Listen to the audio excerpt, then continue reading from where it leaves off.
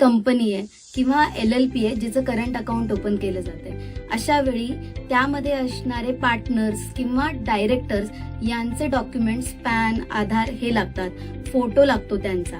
शिवाय LLP किंवा कंपनीचे इनकॉर्पोरेशनचे डॉक्युमेंट्स लागतात, म्हणजे डीड किंवा memorandum of association, article of association किंवा काही स्पेसिफिक गोष्टी असतात एखाद्या व्यवसाया स्पेसिफिक. म्हणजे जर मी एखादं हॉटेल काढत असेल तर मला फूड लायसन्स असणं आवश्यक आहे. मेडिकल शॉप असेल तर मला ड्रग लायसन्स असणं आवश्यक आहे. सो त्या व्यवसायाच्या स्पेसिफिक काही लायसन्सेस असतात, ते सगळ्या गोष्टी मॅन्डेटरी आहे करंट अकाउंट ओपन करायला. आता जर प्रोप्रायटरी बिझनेस असेल तर अशा वेळी जो प्रोप्रायटर आहे त्याचे पॅन, आधार, फोटो हे 3 गोष्टी तर पाहिजेतच. शिवाय बिझनेसचा प्रूफ लागतो.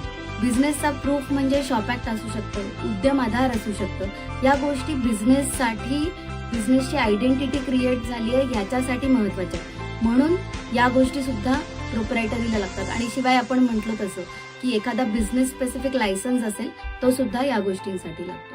सो पॅन, आधार, फोटो आणि इनकॉर्पोरेशन रिलेटेड, बिझनेसच्या एस्टॅब्लिशमेंट रिलेटेड कागदपत्र.